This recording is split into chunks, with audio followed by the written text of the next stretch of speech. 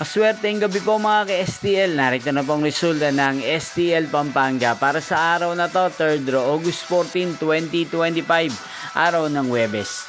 Naway ang mga natayan niyo pong mga numero kanina ay manalo nawa ngayong gabing ito, 8 p.m. Kaya kunin niyo na po ang inyong mga ticket. Narito na pong resulta.